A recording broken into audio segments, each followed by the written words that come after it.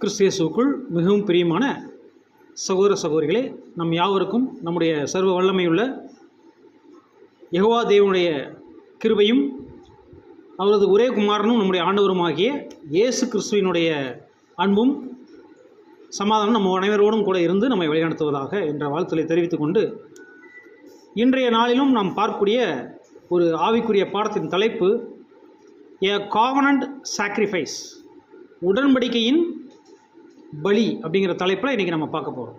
உடன்படிக்கையின் பலி அப்படிங்கிற தலைப்பில் நம்ம பார்க்க போகிறோம். இதற்குரிய ஒரு ஆதார வசனமாக நம்ம வாசிக்க கேட்கக்கூடிய பகுதி என்னென்னா, நம்ம ஆதியாகமம் 15ஆம் அதிகாரம் 5ஆம் வசனத்தை வாசிக்க. அவர் அவனை வெளியே அழைத்து, நீ வானத்தை அண்ணாந்து பார், நட்சத்திரங்களை எண்ண உன்னாலே கூடுமானால் அவைகளை எண்ணு என்று சொல்லி, பின்பு அவனை நோக்கி, உன் சந்ததி இவ்வண்ணமாய் இருக்கும் என்றார். பாருங்க, அப்ப அங்க விசுவாசத்தின் தகப்பன்னு சொல்லக்கூடிய ஆபிரகாமை பார்த்து தேவன் என்ன சொல்லுகிறார் அப்படின்னு கேட்டோம்னா, பாருப்பா, நீ நம்பிக்கையாரு, தைரியமாரு, திட மனதாயிரு,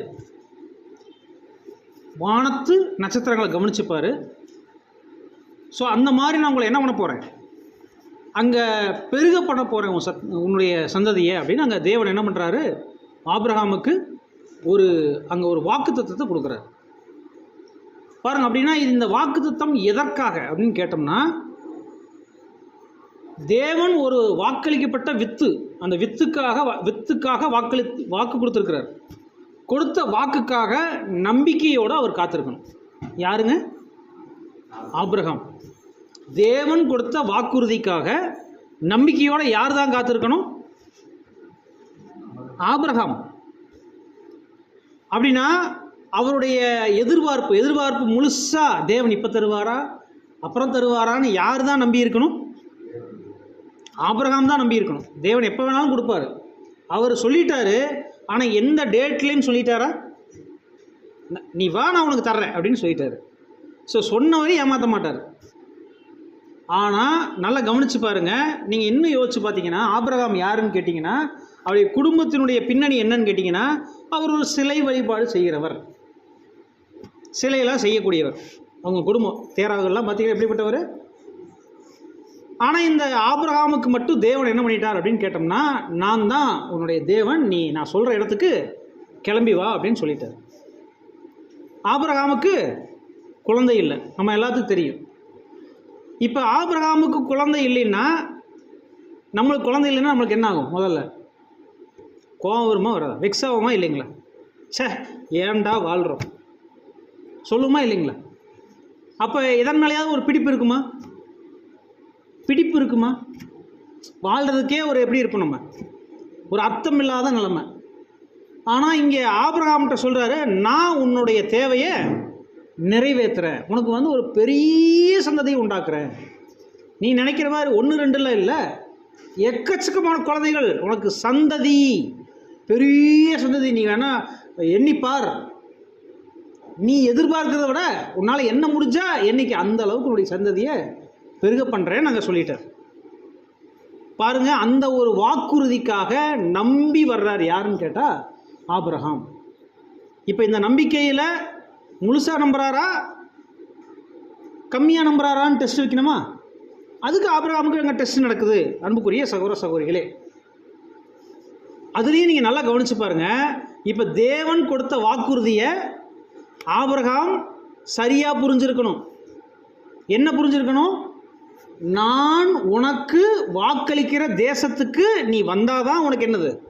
வாக்களிக்கப்பட்ட சந்ததி. இதை அவர் புரிஞ்சிருக்கணுமா வேணாங்களா? இந்த 3 விஷயங்கள், அதாவது என்னென்னா, வாக்களிக்கப்பட்ட வித்துக்காக அந்த நம்பிக்கையோட வாஞ்சியோட காத்திருக்கணும். 2வது, தேவனையே எப்போதும் அந்த வாக்களிக்கப்பட்ட வித்துக்காக அங்கே காத்திருக்கணும், அவரையே எதிர்நோக்கி இருக்கணும். 3வது பார்க்கும்போது அங்கே வாக்குத்தத்தத்தை முதல்ல சரியாக புரிஞ்சிருக்கணும். இந்த 3 விஷயங்களை யோசிச்சு பாருங்கள். இப்போ தான் என்ன பண்ணுறாரு அப்படின்னு பார்க்கும்போது, அங்கே தேவன் என்ன பண்ணுறாருன்னா, அதே ஆதியாகமம் 15ஆம் அதிகாரம் 16-17 வசனங்கள் என்ன சொல்கிறாருன்னு கேட்டிங்கன்னா, நீ ஒரு சில விசேஷ சடங்கை ஏற்படுத்தப்பா அப்படின்னு சொல்லி சில விஷயங்களை சொல்கிறாரு. அதை வாசிக்க கேட்கலாம். ஆதியாகமம் 15ஆம் அதிகாரம் 16-17 வசனங்கள். 4ஆம் தலைமுறையிலே அவர்கள் இவ்விடத்துக்கு திரும்ப வருவார்கள். ஏனென்றால் எமோரியருடைய அக்கிரமம் இன்னும் நிறைவாகவில்லை என்றார். சூரியன் அஸ்தமித்து காடுகள் உண்டான பின்பு இதோ புகையிற சூளையும் அந்த துண்டுகளின் நடுவே கடந்து போகிற அக்கினி ஜுவாலையும் தோன்றின. அந்நாளிலே கர்த்தர் ஆபிரகாமோடே உடன்படிக்கை பண்ணி எகிப்தின் நதி துவங்கி ஐப்பிராத்து நதி என்னும் பெரிய நதி மட்டும் உள்ளதும் கேனியரும் கெனிசியரும் கத்மேனியரும் ஏத்தியரும் பெருசியரும் ரெபாயிமியரும் எமோரியரும் கானானியரும் கிர்காசியரும் எபூசியரும் என்பவர்கள் இருக்கிறதுமான இந்த தேசத்தை உன் சந்ததிக்கு கொடுத்தேன் என்றார். பாருங்க, அதாவது இங்கே இந்த நீங்கள் வீட்டில் போய் அப்படியே படித்து பாருங்க. முற்காலங்களில் இப்போ நானும் யாராவது ஒருத்தர் பிரதரோ சிஸ்டரோ யாரு கூடயாவது நான் ஒரு உடன்படிக்கை பண்ணுறேன். இப்போ எடுத்துக்காட்டுக்கு என்னுடைய சொத்தை நான் அடமானம் வச்சு நான் பணம் வாங்குறேன்னு வச்சுக்கோங்க. ஒரு எக்ஸாம்பிள் சொல்கிறேன். இல்லை பணம் உங்கள்கிட்ட நான் கடன் வாங்குறேன்னு வச்சுக்கோங்களேன். வச்சுக்குவோம். கொடுப்பீங்களா இல்லையா? கொடுப்பீங்களா? சரி. அவள் கொடுக்குறோம்னா என்ன ஒரு இது அப்படின்னு கேட்டோம்னா, அந்த காலகட்டத்தில் இன்றைக்கி இருக்கிற மாதிரி பேப்பரில் எழுதி வாங்கக்கூடிய ஒப்பந்தங்கள்லாம் அன்றைக்கி இல்லை. கவர்மெண்ட் ரெஜிஸ்ட்ரேஷன்லாம் இன்றைக்கி பண்ண முடியாது. அந்த காலகட்டத்தில் என்னன்னு கேட்டிங்கன்னா ஒரு நம்பிக்கை தான். அந்த நம்பிக்கையை எப்படி அவங்க செய்வாங்க அப்படின்னு கேட்டோம்னா, எல்லாருமே நியாயத்தின் பேரில் தான் அன்றைக்கி இருந்திருக்கிறாங்க. இவ ஏமாற்றக்கூடிய ஜனங்களாக அன்றைக்கி இல்லை. அப்படின்னா அந்த நியாயத்தின் பேர்லன்னா எப்படி தான் அவங்க ஒரு உடன்படிக்கையை ஏற்படுத்துவாங்க அப்படின்னு கேட்டிங்கன்னா, பாருங்கள், இந்த என்ன பண்ணுவாங்க அப்படின்னு கேட்டிங்கன்னா 7 ஆட்டுக்குட்டிகள் அதை என்ன பண்ணிடுவாங்க அப்படின்னா துண்டாக வெட்டிடுவாங்க. வெட்டி அங்கே என்ன பண்ணிடுவாங்க, அதுக்கு நான் ரெண்டையும் என்ன பண்ணிடுவாங்க. நீங்கள் வேணால் வசனங்களில் நீங்கள் போய் படித்து பாருங்கள். அங்கே கூட தேவனிடத்தில் ஆபிரகாம் இந்த உடன்படிக்கை செய்யும்படியாக, அதாவது ஆபிரகாம் நம்பணும்னா அதுக்கு என்ன பண்ணுறாருன்னா, தேவன் மனுஷங்க மத்தியில் என்ன பண்ணுறாங்களோ அதே உடன்படிக்கை எனக்கு செய். என் முத்தியில் நீ என்ன பண்ணு, பலி செலுத்து. ஆனால் எப்படின்னா அந்த ஆட்டை 2ஆ பொழந்து நீ என்ன பண்ணு, அங்கே பலி செலுத்துங்கிற ஒரு விஷயத்தை, அதாவது உடன்படிக்கை பண்ணிக்கலாம் வா அப்படின்னு அங்கே கூப்பிட்றாரு. அப்போ இங்கே கூட என்ன நடக்குது அப்படின்னு பார்த்துட்டிங்கன்னா, ஆட்டை என்ன பண்ணுறாங்கன்னு கேட்டிங்கன்னா, அங்கே கரெக்டாக இங்கேருந்து இப்படி நடு சென்டராக வெட்டுவாங்க. சென்டரில் வெட்டி என்ன பண்ணுவாங்கன்னா, பாரு இந்த பாதி நீ இந்த பாதி நான் அப்படின்னு ஒரு அடையாளத்துக்காக அங்கே என்ன பண்ணுவாங்க அப்படின்னு கேட்டோம்னா, இந்த பக்கம் ஒருத்தர் நிற்பாங்க, அந்த பக்கம் ஒருத்தர் நிற்பாங்க. இதுதான் அந்த உடன்படிக்கைக்கான ஒரு அடையாளம். அங்கே தான் அந்த உடன்படிக்கை செய்வாங்க. அதே போல் நம்முடைய தேவன் கூட ஆபிரகாம் இடத்துல என்ன பண்ணுறாரு அப்படின்னு பார்த்தீங்கன்னா, நீ என்ன பண்ணு, ஆட்டை என்ன பண்ணு, வெட்டி வை. அந்த இடத்துல நம்ம ரெண்டு என்ன பண்ணிக்கலாம், உடன்படிக்கை செய்து கொள்ளலாம் அப்படின்னு சொல்லி என்ன பண்ணுறாங்க அப்படின்னு பார்க்கும்போது, அங்கே இந்த அதே மாதிரி செய்ய சொல்கிறார். அதைத்தான் நம்ம வசனங்களில் பார்த்தோம். மீண்டும் 16 மற்றும் 17 வசனங்களை கொஞ்சம் மறுபடியும் வாசிங்க சகோதரரே. 4ஆம் தலைமுறையிலே அவர்கள் இவ்விடத்துக்கு திரும்ப வருவார்கள். ஏனென்றால் எமோரியருடைய அக்கிரமம் இன்னும் நிறைவாகவில்லை என்றார். சூரியன் அஸ்தமித்து காடுகள் உண்டான பின்பு இதோ புகையிற சூளையும் அந்த துண்டங்களின் நடுவே கடந்து போகிற அக்னி ஜுவாலையும் தோன்றின. பாருங்க, இதில் நீங்கள் 9ஆம் வசனத்தை கொஞ்சம் வாசிச்சு பாருங்க. அதே 9ஆம் வசனம் வாசிங்க. 3 வயது கிடாரியும் 3 வயது வெள்ளாட்டையும் 3 வயது ஆட்டுக்கடாவையும் ஒரு காட்டுப்புறாவையும் ஒரு புறாக்குட்டியும் என்னிடத்தில் கொண்டு வா என்றார். ஒரு நிமிஷம் 8ஆம் வசனம் வாசிருங்க. அதற்கு அவன், கர்த்தராகிய ஆண்டவரே, நான் அதை சுதந்தரித்துக் கொள்வேன் என்று எதினால் அறிவேன் என்றார். அதற்கு அவர், 3 வயது கிடாரியும் 3 வயது வெள்ளாட்டையும் 3 வயது ஆட்டுக்கடாவையும் ஒரு காட்டுப்புறாவையும் ஒரு புறாக்குட்டியும் என்னிடத்தில் கொண்டு வா என்றார். அவன் அவைகளை எல்லாவற்றையும் அவரிடத்தில் கொண்டு வந்து அவைகளை நடுவாக துண்டித்து துண்டங்களை ஒன்றுக்கொன்று எதிராக வைத்தார். பட்சிகளை அவன் துண்டிக்கவில்லை. பாருங்க, அப்போ வசனம் வாசிக்க கேட்டாச்சு.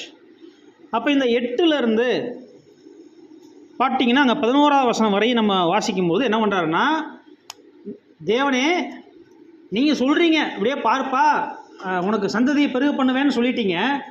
ஆனால் இதை நான் எப்படி நம்புறது, இது எப்படி நம்புறது அப்படின்னு கேட்குறாரு.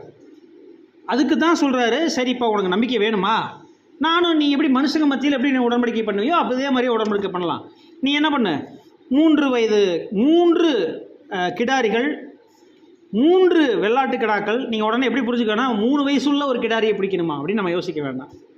நீங்கள் அதை பற்றி நீங்கள் ரோமன் கேத்தலிக் இல்லைன்னா மூல பாஷைகளை பார்த்தீங்கன்னா 3 கிடாரிகள் 3 வெள்ளாடுகள் மற்றும் 3 ஆட்டுக்கடாக்கள் ஒரு காட்டு புறா, ஒரு புறா குஞ்சு, இதையெல்லாம் நீ கொண்டு வான்னு சொல்லி என்ன பண்ணுறாருன்னு கேட்டிங்கன்னா, பாருப்பா இந்த இடத்துல நம்ம என்ன பண்ணிக்கலாம், உடன்படிக்கை செய்து கொள்ளலாம் அப்படின்னு சொல்லி அதை கொண்டு வந்து நீ என்ன பண்ண துண்டித்து அப்படின்னு சொல்லும்போது நடுவாக நடுவாகனா எப்படி துண்டிக்கணும், வயிற்றில் அறுத்தா போதுமா, நட்ட நடுவில், ஏன்னா நீங்கள் சரி நாங்கள் சரி, அந்த மாதிரி நடுவில் வெட்டி என்ன பண்ணணும் அப்படின்னு கேட்டோம்னா அங்கே போட்டு அடுக்கி வச்சிட்டார் பலிபீடத்தின் மேலே.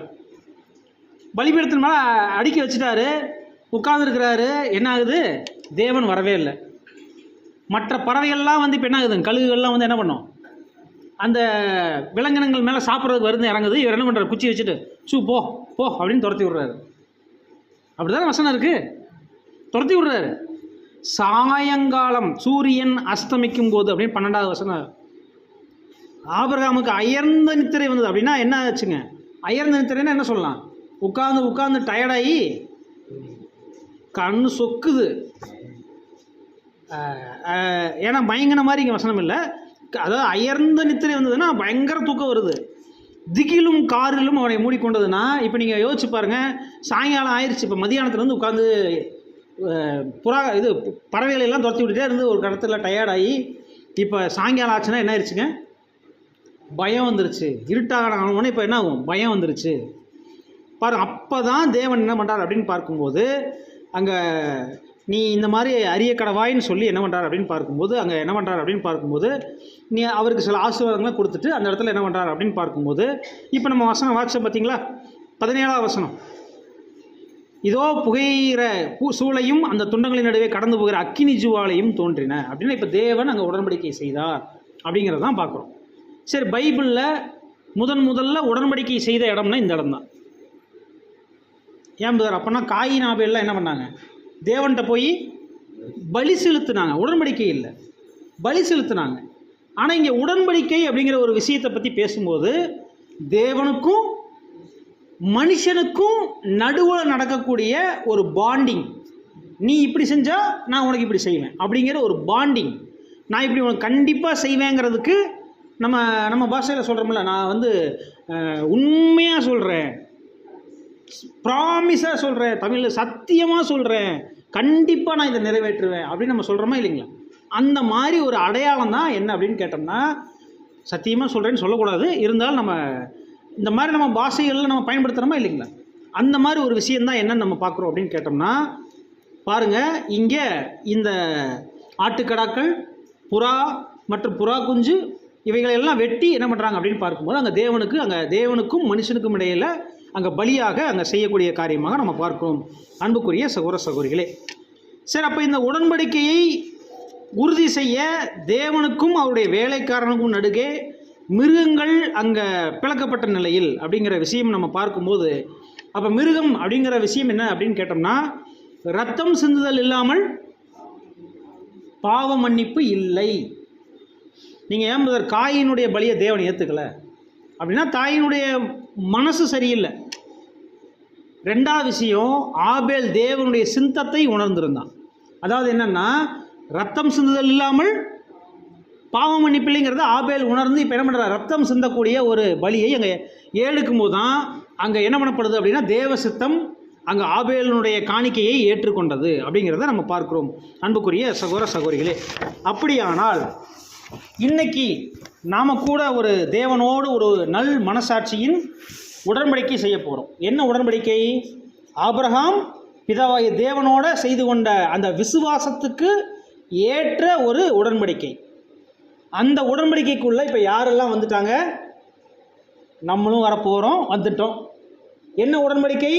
தேவனே நீங்கள் என்னை பரலோகத்துக்கு கூட்டிகிட்டு போகணும். நம்ம என்ன பண்ண போகிறோம்? நான் வந்து அவர்கிட்ட கேட்குறேன், அவர் என்ன சொல்ல போகிறாரு? என் சித்தம் செஞ்சீங்கன்னா என்ன பண்ண போகிறோம்? உடனே நான் ஏற்றுக்க போகிறேன் அப்படின்னு அவர் சொல்லிட்டார். இதுதான் எனக்கும் பிதாவாகிய தேவனுக்கும் இடையில நடக்கக்கூடிய ஒரு உடன்படிக்கை. இதுக்கு பேர் தான் என்னது? ஞானஸ்நானம், அர்ப்பணிப்பு, பிரதிஷ்டை எல்லாமே. அது குறித்து நம்ம அடுத்து பார்க்க போகிறோம். அப்படின்னா நல்லா கவனித்து பாருங்கள். இப்போ நம்ம என்ன விஷயம் நம்ம பண்ண போகிறோம் அப்படின்னு கேட்டோம்னா, அங்கே தேவனிடத்தில் உடன்படிக்கை செய்யணும்னா, இங்கே முதலே நம்ம ஒரு வசனம் பார்த்துட்டோம், ரத்தம் சிந்துதல் இல்லாமல் பாவம் மன்னிச்சாதான் அவர் ஏற்றுக்குவார். பாவத்தை மன்னிச்சாதானே அவர் ஏற்றுக்குவார் நம்மளையே. அப்போ பாவ மன்னிப்புக்காக தான் நம்முடைய ஆண்டவராய் இயேசு கிறிஸ்துவனுடைய ஈடு பலி மீட்கும் பொருள் நமக்காக என்ன ஆகுதுங்க, அப்ளை ஆகுது. நம்முடைய பாவங்களை சுமர்ந்து தீர்த்த தேவ ஆட்டுக்குட்டி அவர் மரித்ததன் விளைவாக தான் இன்றைக்கி நம்ம தைரியமாக இங்கே உட்காந்து பிதாவாய தேவனை பற்றி பேச முடியுது.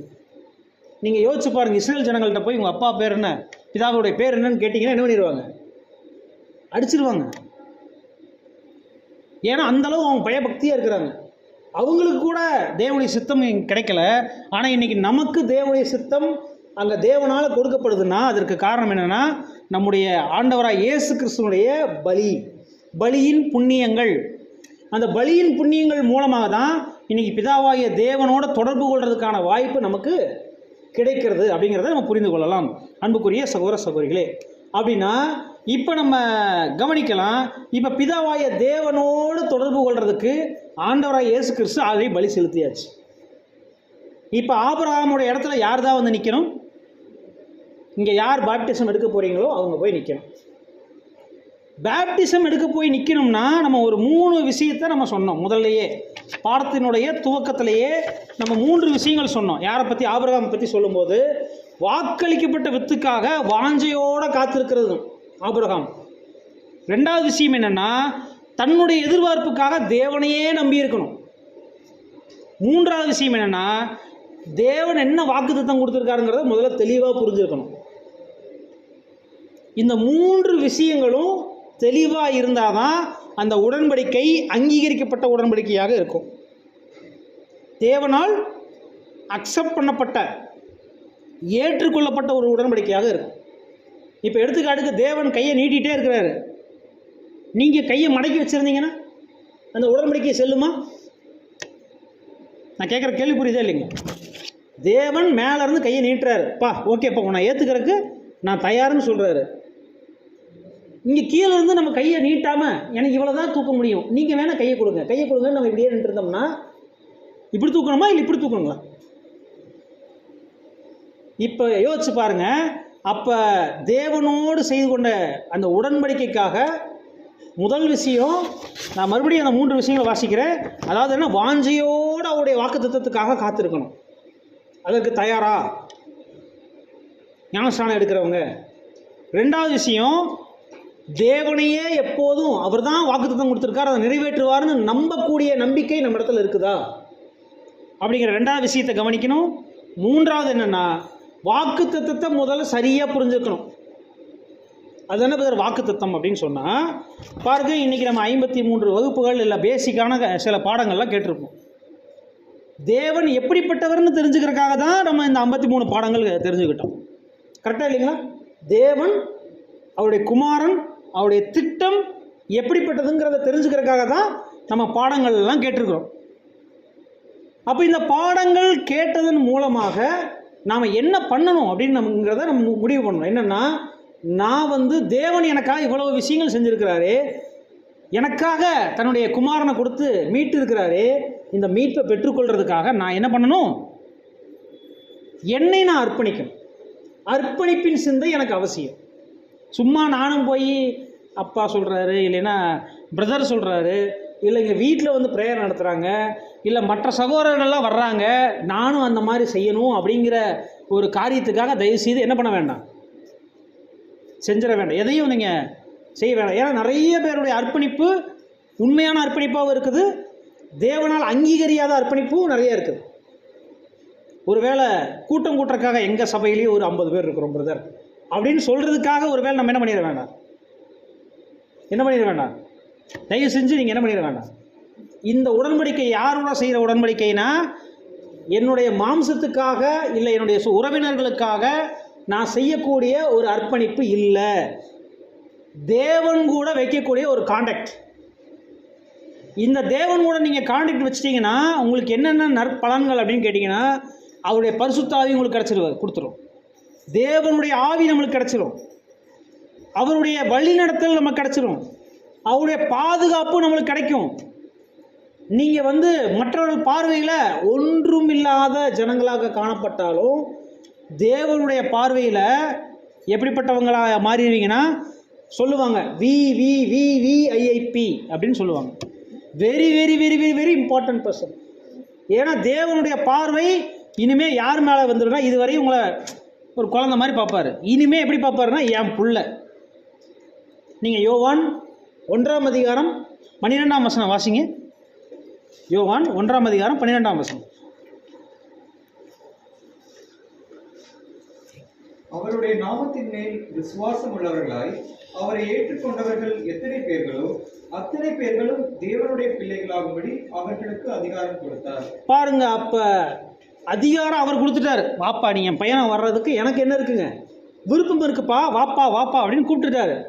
இப்போ மாறுறதுக்கு யார் தான் விரும்பணும்? நம்ம தான் விரும்பணும். விசுவாசம் உனக்கு இருக்கா, வா. விசுவாசம் வேற, நம்பிக்கை வேற. நல்லா கவனிச்சு. விசுவாசம்னா என்னங்க? கண்ணால் பார்க்காத ஒரு விஷயத்தை நம்புறது, நடக்கும் அப்படின்னு நம்புறது. ஆனால் நம்பிக்கைன்னா என்னென்னா, நாளைக்கு இது நடக்குங்க அப்படின்னு உறுதியாக சொல்கிறோம்ல. இப்போ நாளைக்கு சூரியன் உதிக்குமா உதிக்காத, எப்படி சொல்கிறீங்க அப்படின்னு கேட்டால், நான் பிறந்ததுலேருந்து இன்னைக்கு வரை அது ஏமாத்தலை அப்படின்னா நாளைக்கு ஏமாத்திருமா? அது நம்பிக்கை. ஆனால் நாளைக்கு ஒருவேளை நான் வருவேனா இல்லையான்னு சொல்ல முடியுமா? நான் கண்டிப்பாக வருவேன்னு சொல்ல முடியுமா? எனக்கு ஒரு சூழ்நிலை மாறலாம், வண்டி ரிப்பேர் ஆகலாம், நான் என்ன பண்ண முடியாதுங்க. வருவதற்கு வாய்ப்புகள் குறைவு, வர்றதுக்கு வாய்ப்பு இருக்குது, ஆனால் சொல்ல முடியாது. இது விசுவாசம். வேறு நீங்கள் வருவீங்கன்னு நான் விசுவாசிக்கிறேன் அப்படின்னு சொல்லலாம். புரியுதா இல்லைங்களா? அப்போ நம்பிக்கை வேற, விசுவாசிக்கிறது வேற. அப்போ அன்புக்குரிய சகோதர சகோதரிகளே, இப்போ தேவன் மீது நீங்கள் வைக்கக்கூடிய நம்பிக்கை எப்படிப்பட்டதாக இருக்கணும் அப்படிங்கிறது தான் இந்த பாடங்கள் பேசிக்காக ஒவ்வொரு பாடத்தையும் கொடுத்துட்டார். இன்னும் சரியாக சொல்லணும்னா, ஞானஸ்நானம்னா என்ன? ஞானஸ்நானம்னா என்னங்க? ஞானஸ்நானம்னா என்னங்க? உடன்படிக்கை பண்ணுறதுக்கு பேர் ஞானஸ்நானம் இல்லை. ஞானஸ்நானம்னா என்ன? ரொம்ப சிம்பிளாக தமிழ் வார்த்தை ஞான ஸ்நானம் அப்படிங்கிறத பிரித்தெழுதுகன்னு போட்டால் என்ன சொல்லலாம்? ஞானத்தினால் ஸ்நானம் அடைகிறது, வேற ஒன்றும் இல்லை. ஞானத்தினால் குளிக்கிறது அல்லது ஞானத்தினால் நிரம்புவது.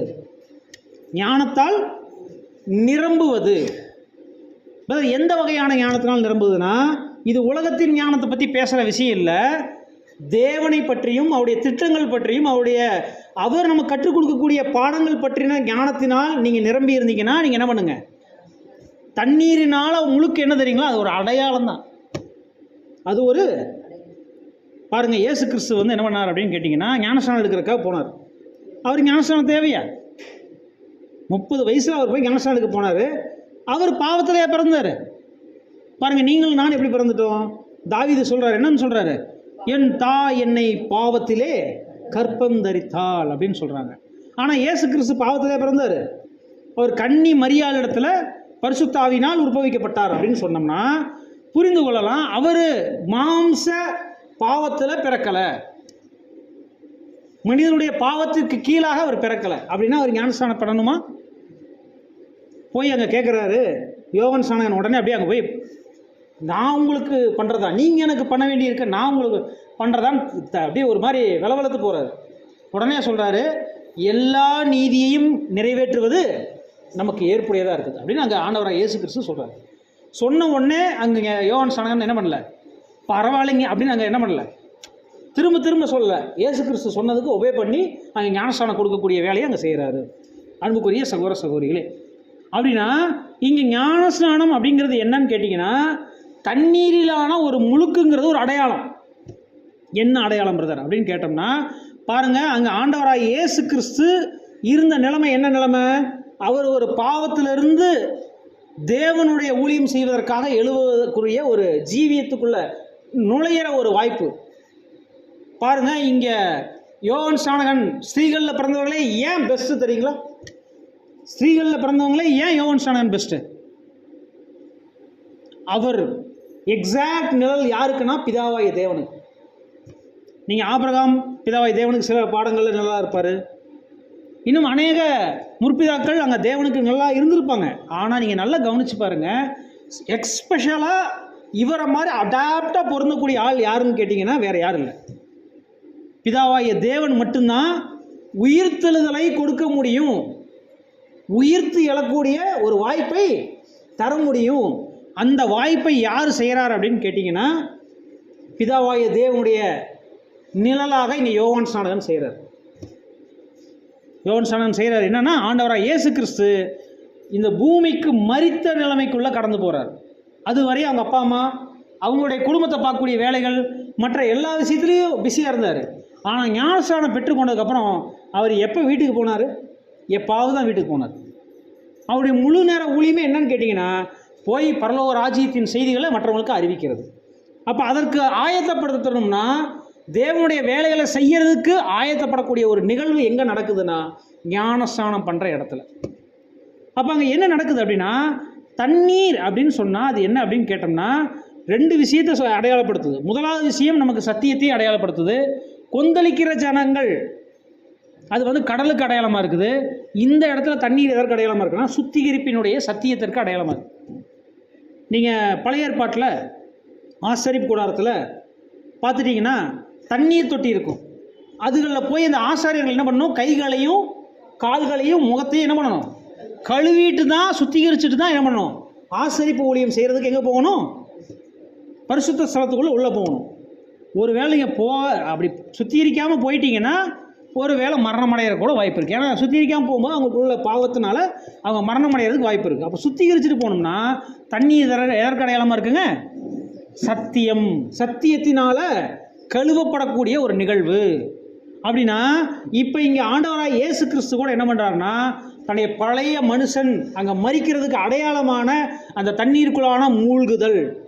அப்படின்னா இன்றைக்கி நீங்களும் நானும் ஞானஸ்தானத்துக்குள்ளே மூழ்கிறோம்னா என்ன அர்த்தம் அப்படின்னு கேட்டோம்னா, இந்த உலகத்திற்கு மரிக்கக்கூடிய நிலைமையை இது அடையாளப்படுத்துது.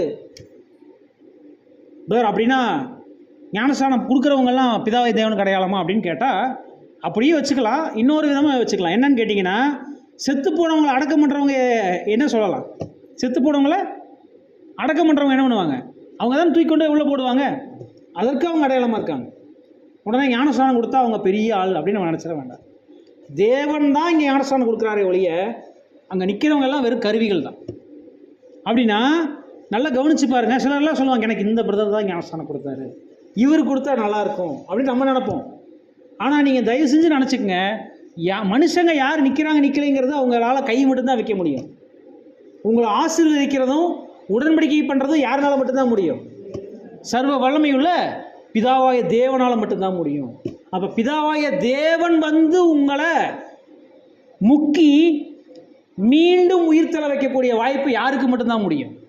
பிதாவாகிய தேவனால் மட்டும்தான் முடியும். அப்படின்னா மாம்சத்துக்குள்ளாக மரித்து கிறிஸ்து இயேசுக்குள்ளாக உயிர்த்தெழக்கூடிய அந்த வாழ்க்கைக்குள்ளே தான் இந்த உடன்படிக்கை அங்கே போகுதுங்கிறத நம்ம புரிந்து கொள்ளணும். அன்புக்குரிய சகோதர சகோதரிகளே, அப்போ இந்த உடன்படிக்கைக்குள்ளே செல்லக்கூடிய ஒவ்வொரு ஜனங்களும் இனி நீ அல்ல, நமக்குள்ளே யார் வாழ்கிறாங்க? கிறிஸ்து தான் வாழ்கிறானுங்கிற சிந்தையோடு வாழணும். அப்படின்னா நீங்கள் பேசுகிறது எப்படி பேசணும்? கிறிஸ்துவாக பேசணும். நீங்கள் நடக்கிறது எப்படி நடக்கணும்? கிறிஸ்துவாக நடக்கணும். நீங்கள் ஒருவேளை நீங்கள் சிந்திச்சா கூட எதைத்தான் சிந்திக்கணும்? கிறிஸ்து. இதைத்தான் நீங்கள் பேசும்போது என்ன சொல்கிறாருன்னா, நம்மளுக்குன்னு என்ன இருக்கக்கூடாதாம்மா? மண்டையே இருக்கக்கூடாதாம், தலை இருக்கக்கூடாதாம். எப்போ நம்ம வந்து கான்சன்ட்ரேஷனுக்குள்ளே போகிறோமோ அப்போவே நமக்குள்ளே என்ன இருக்கக்கூடாது? இந்த தலையை வெட்டி என்ன பண்ணிடணும்? அதை மறித்த மாதிரி தூக்கி ஓர வச்சிடணும். அப்படின்னா சரீரம் நம்மளோடது, தலை யார் தான் அப்படின்னு கேட்டால் நம்முடைய தலை யாருங்க? ஆண்டவராய் இயேசு கிறிஸ்துவின் சிந்தை. அப்போ அந்த சிந்தையை அணிந்து கொள்ளுங்கள், தரித்து கொள்ளுங்கள் அப்படிங்கிற வசனத்தை நீங்கள் கவனித்து பார்த்துட்டிங்கன்னா, அந்த ஞானஸ்நானம் அப்படிங்கிறது நீங்கள் தேவனை பற்றினே இனிமேல் என்ன பண்ணணும்? இதுவரையும் பிரதர் என்னுடைய மனைவியே நினச்சிட்டு இருந்தேன் அப்படின்னு நினச்சா இனிமேல் என்ன பண்ணணும்? அவங்கள நீங்கள் இருந்தாலும் இல்லைனாலும் அவங்களுக்கு கூட தான் இருப்பாங்க. இன்னும் சொன்னால் அவங்க தேவனுடைய ஒரு பெண்ணா இல்லைங்களா? தேவன் உங்களுக்கு கொடுத்த ஒரு பாத்திரமா இல்லைங்களா? அப்போ அவங்கள தேவன் பார்த்துக்குவாரா இல்லையா? இனி நீங்கள் யோசிக்கணும்னு அவசியம் இருக்கா? ஏன்னா வசனம் சொல்லுது, என்னிலும் அதிகமாக தன் தந்தையோ தாயையோ மனைவியோ புருஷனையோ குழந்தையோ நீங்கள் அன்பு செஞ்சீங்கன்னா எனக்கு நீங்கள் பாத்திரவான் இல்லை. இது எப்போ அப்ளை ஆகுதுன்னு கேட்டிங்கன்னா, கான்சக்ரேஷன். அப்போ இனிமேல் உங்களுடைய முழு முதல் அர்ப்பணிப்பின் ஜீவியம் யாரை நோக்கி தான் இருக்கணும்னா, தேவனுக்காக நான் என்ன பண்ணுறேன், தேவனுக்காக நான் என்ன பேசணும், தேவனுக்காக நான் இன்றைக்கி என்ன ஊழியம் பண்ணணும், தேவனுக்காக நான் இன்றைக்கி என்ன பண்ண முடியும், அவருக்காக என்னுடைய வாழ்க்கை. சரி பிரதர், இப்படி ஒரு வேளை ஊழியம் நான் இப்படிலாம் பண்ணுறேன்னு சொல்லிவிட்டு நான் பண்ணலைன்னா என்ன ஆகும்? தேவன் உங்களை கைவிட்டுருவார். பாருங்கள், நல்லா கவனித்து பாருங்கள். சபை வாய்ப்புக்கு தான் நம்ம எல்லாரும் அழைக்கப்பட்டிருக்கோம். கரெக்டாக இல்லைங்களா? திரள் கூட்ட வாய்ப்புக்காக யாரும் அழைக்கப்பட்டிருக்கிறீங்களா? திருப்பி மறுபடியும் உலக ஜனங்களாக எதிர்த்து வருவோங்கிற வாய்ப்புக்காக அழைக்கப்பட்டிருக்கோமா? யாருக்கும் அப்படிப்பட்ட வாய்ப்பு இல்லை. ஒருவேளை இரண்டாம் மரணத்துக்கு வேணால் வாய்ப்பு இருக்குது. நல்லா கவனிச்சுக்குங்க. இது மிரட்டுறக்காகவோ பயமுறுத்துறக்காக சொல்கிற விஷயம் இல்லை. நாம் மகிமைக்குள்ளே போகக்கூடிய ஒரு வகுப்பார். அப்படின்னா இதுக்கு இன்னொரு பேர் சொல்லணும்னா என்ன சொல்லலாம்னா, தேவனுடைய குடும்பத்தில் அங்கத்தினராக போகிறோம். தேவனுடைய குடும்பத்தில் அங்கத்தினராக போகிறோம். நீங்கள் இனிமே இந்த பிரதர் ரூபன் ஃபேமிலி கிடையாது. நீங்கள் யார் கான்சன்ட்ரேட் பண்ணுறீங்களோ உங்கள் அப்பாவுடைய ஃபேமிலி கிடையாது. ஸ்திரீயே, உன்னுடைய தகப்பன் வீட்டை மறந்து விடு. இனி நீ முழுசாக யாருக்கு தான், ஸ்ரீனா யாருன்னா கர்த்தருடைய மனவாட்டி. உடனே பெண்களை பார்த்து சொல்கிறாங்க அப்படின்னு நான் எடுத்துக்கொள்ள வேண்டாம். எப்படி புரிஞ்சுக்கலான்னா, உங்களுடைய முழு முதல் ஊழி என்னென்னா, உங்கள் தகப்பன் வீட்டை மறந்து விடு. அப்படின்னா இந்த உலகத்தையும் உலகத்துடைய எல்லா காரியங்களும் நீங்கள் என்ன பண்ணிடணும், மறந்துடணும். இப்போ உங்களுடைய வேலை என்னன்னு கேட்டால், உங்களுடைய கணவனாகிய மணவாளனாகிய கிறிஸ்துவையும் அவருடைய தகப்பனாகிய பிதாவை தேவனையும் ஆராதிப்பதும் அவங்களை அன்பு செய்வதும் அவங்களுக்குரிய ஊழியம் செய்கிறதும் தான் இனிமே நம்ம ஒவ்வொருத்தரும் கான்சன்ட்ரேட் பண்ணக்கூடிய ஒவ்வொருத்தருக்கும் கொடுக்கப்பட்டிருக்கக்கூடிய ஒரு உன்னதமான பணி. இதையத்தான் எங்கே அடையாளம் இருக்குது அப்படின்னு கேட்டோம்னா, நிழலான ஆசரிப்பு கூடாரத்தில் அங்கே அடையாளம் இருக்குது. நிழலான ஆசரிப்பு கூடாரம் அப்படின்னு நீங்கள் எடுத்துக்கொள்ளும் போது பாருங்கள், ஆசாரியர்கள் குறித்து நீங்கள் நம்ம முன்னாடியே பார்த்துருக்கலாம். ஒருவேளை நீங்கள் வசனங்கள் நீங்கள் வாசிக்கணும் அப்படின்னு சொன்னோம்னா, லேவியராகமம்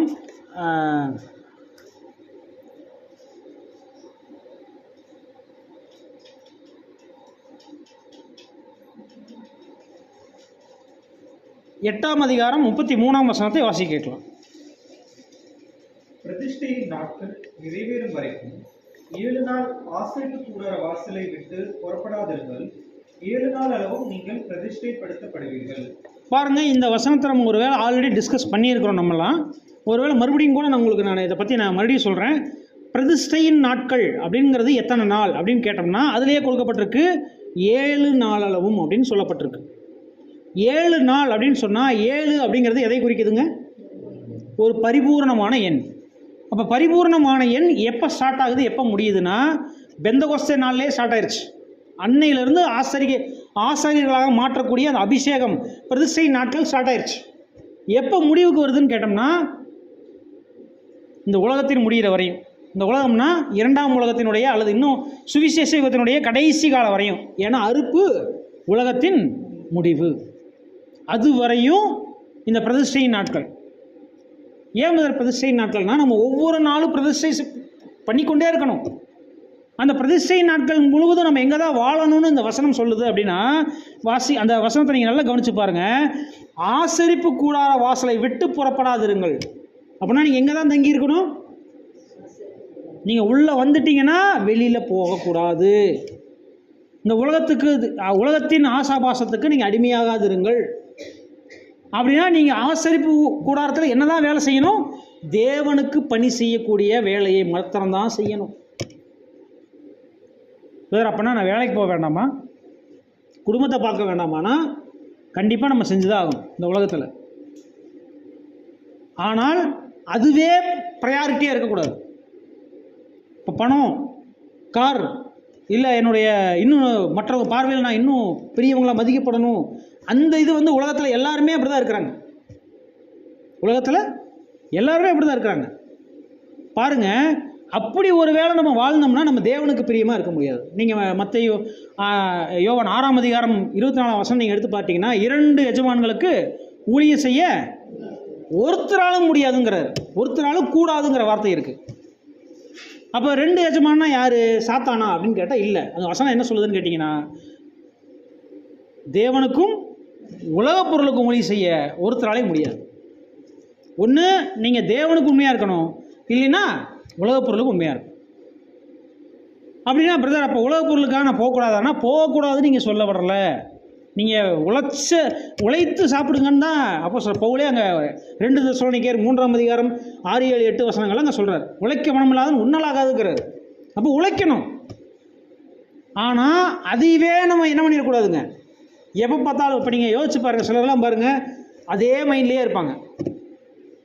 ஏன்னா அப்படி இருந்தால் தான் அவங்க சம்பாத்தியம் கொடுக்குறாங்க. இல்லைன்னா வேலையை விட்டு என்ன பண்ணிடுறாங்க, இன்றைக்கி துரத்தி விட்றாங்களா இல்லைங்களா? அந்த மாதிரி போய் அகப்பட்டு கொள்ளக்கூடாது, அந்நிய நுகத்தில் அகப்பட்டு கொள்ளக்கூடாது. அப்போ நம்ம என்ன பண்ணணும் அப்படின்னு கேட்டோம்னா, தேவனுக்கு ஏற்ற நேரத்தில் நம்ம தேவனையும் சிந்திச்சுக்கிட்டே இருக்கணும். இப்போ எடுத்துக்காட்டுக்கு நான் ஒரு வேலை செய்கிறேன்னா, அந்த வேலையிலேயே காலையிலேருந்து சாயங்காலம் வரையும் இருக்கிறது வேறு. அப்பப்போ பாருங்கள், இன்றைக்கி முஸ்லீம்ஸில் எத்தனை முறை தொழுகை பண்ணுறாங்க? 3 முறை, ஒரு சிலர் 5 முறை இப்படிலாம் தொழுகை பண்ணுறாங்க. அவங்க டைம் டேபிள் வச்சுக்கிறாங்க. இந்த டைமில் நீ என்ன வேலை வேணால் கொடு, ஆனால் நான் என்ன பண்ணுவேன், போய் தொழுகணும்னு போய் பண்ணுறாங்க. அது அவங்க வெள்ளிக்கிழமை பண்ணுறாங்க. அது அவங்கள பற்றி நம்ம பேச வேண்டியதில்லை. அவங்க அது ஒரு கடமையாக செஞ்சிட்ருக்குறாங்க. இது கடமை இல்லை, இது ஊழியம், இது என்னுடைய வாழ்க்கை, என்னுடைய ஜீவியம். இந்த ஜீவியம் எப்படிப்பட்ட ஜீவியமாக இருக்கணும்னா, எப்போதும் தேவனை நோக்கிறவர்களாக, எப்போதும் தேவனை பற்றின அந்த வாக்குறுதியை பற்றி அறிந்தவர்களாக, எப்போதும் தேவன் தரக்கூடிய அந்த வாக்களிக்கப்பட்ட வித்துக்காக அல்லது அந்த பரிசுக்காக எப்போதும் அவரை நோக்கியே இருக்கணும் என்னுடைய சிந்தை. மறுபடியும் சொல்கிறோம், வேலைக்கு போக வேண்டாம்னு பிரதர் சொல்லிட்டாருன்னு நீங்கள் தயவு செஞ்சு என்ன பண்ணிக்க வேண்டாம், நினச்சிக்க வேண்டாம். வேலைக்கு போங்க, ஆனால் உங்கள் மைண்டு பூரா எங்கே இருக்கணும், தேவனை நோக்கி தான் இருக்கணும். கொஞ்சம் டைம் கிடச்சிதுன்னா நீங்கள் உடனே தேவன் இப்போ ஒரு வேலை யோசிச்சு பாருங்கள், தேவன் எங்கூட ட்ராவல் பண்ணி வந்திருந்தாருன்னா, உட்காந்துருந்தாருன்னா எந்த சீட்டில் உட்காந்துருப்பார், என்ன பேசிட்டு வந்திருப்பார், இல்லை என்ன உறவாடிட்டு வந்திருப்பார்? ஏதாவது நான் மற்ற சகோதரரை பற்றி பேசுறது விட்டுருப்பாரா? நான் ஒரு வேளை இந்த பிரதர் இப்படி பண்ணுறாரு அப்படின்னு நான் பேசுறதுக்கு ஆண்டவர் இயேசு கிறிஸ்து விட்டுருப்பாரா? எனக்கு ஒரு பிரதருக்கு என்னோடய அனுபவத்தை சொல்கிறேன். நான் ஒரு அருமையான சகோதரர், நான் அடிக்கடி எல்லார்ட்டையும் சொல்லுவேன். கோத்தகிரியில் ஒரு பிரதர் இருக்கார். அவர்கிட்ட போய் நான் ஏதாவது ஒரு சகோதரனை பற்றி நான் பிரதர் இந்த பிரதர் இப்படி உங்களை சொன்னார், இப்படி பண்ணுறாரு அப்படின்னு நான் சொன்னேன்னா, அந்த சகோதரன் எனக்கு என்ன சொல்லிக் கொடுப்பாரு தெரியுங்களா? அவருடைய கேரக்டரை காமிக்கிறாரு. நீங்கள் என்ன பண்ணுங்கள், கர்த்தருடைய கேரக்டரை காமிங்கன்னு சொல்லுவார்.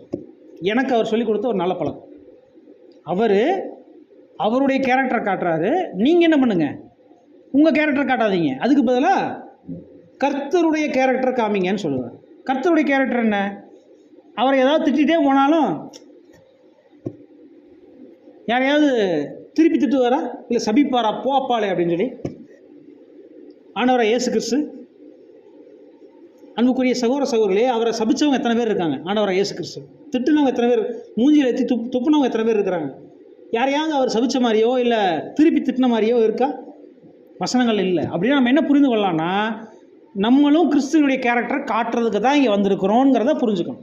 கான்சன்ட்ரேட் பண்ண ஒவ்வொருத்தரும் மற்றவர்களை பற்றி தீர்ப்பு சொல்கிறதுக்காக இல்லை, மாறாக நாம் கிறிஸ்துவினுடைய குணலட்சணங்களை மற்றவர்களுக்கு முன்மாதிரியாக காட்டணும். சரி, இப்போ உங்கள்கிட்ட ஒரு கேள்வி கேட்குறேன். கான்சன்ட்ரேட் பண்ணுறவங்களை பற்றி இல்லை, பண்ணுனவங்களை பற்றி. நீங்களாம் பண்ணிட்டீங்களா? பண்ணியாச்சு, ஓகே. எல்லோரும் பண்ணிட்டீங்களா? சரி, நீங்கள் ஒரு 4-5 பேர் பண்ணியிருக்கிறீங்க.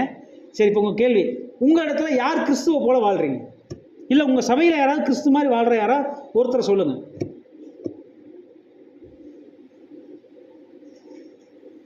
அதுதான் சொன்னேன், யாரையும் தீர்ப்பிடக்கூடாது, யாரையும் என்ன பண்ணக்கூடாது.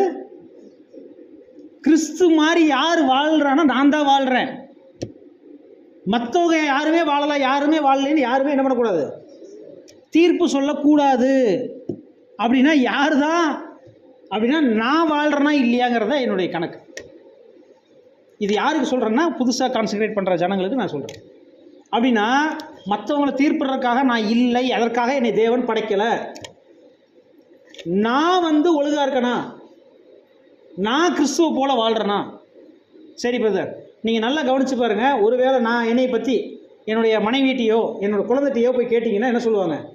இங்கே ஸ்டேஜில் இருக்கிற வரையும் தான் அவர் என்ன பண்ணுவார், நல்ல மனுஷன். வீட்டுக்கு வந்தீங்கன்னா தான் அவருடைய சுயரூபம் சரி, ஓகே, ஒருவேளை அப்படி நான் நடிக்கிறவனா கூட இருக்கலாம். ஆனால் நீங்கள் நல்லா கவனிச்சு பாருங்க, இப்போ நான் உங்கள் மத்தியில் நல்லவனா நடிக்கிறேன்னா இல்லைங்களா? அப்போ என்னையை பார்த்தா நீங்கள் திருந்தணும்னு ஒரு சில விஷயங்கள் தோணுதா இல்லைங்களா? தோணுதா இல்லைங்களா?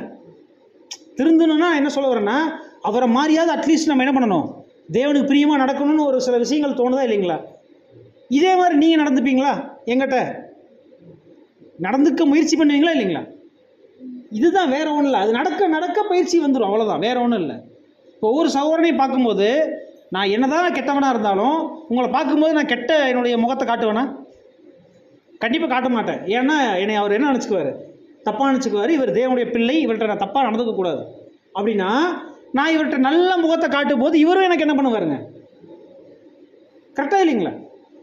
இது நாளாக நாளாக எனக்குள்ளே என்ன பயிற்சி ஆயிரும் அப்படின்னு கேட்டோம்னா, இன்றைக்கி நான் கெட்டவனாக இருக்கலாம், ஆனால் இது பயிற்சி எடுக்க நிறையா பக்கம் நான் போய் ஒரு வேளை ஊழியமோ இல்லை சத்தியத்துக்காக நான் போய் நிற்கும் போது சகோதரர்களை நான் பார்க்குறேன்னா கண்டிப்பாக இனி நாளாக நாளாக தேவன் எனக்குள்ள கிரியை செய்ய செய்ய இப்போ நான் என்னவா மாறிடுவேன்னா, நடிக்கிறத விட்டுட்டு உண்மையாகவே நான் வாழ ஆரம்பிச்சிருவேன்.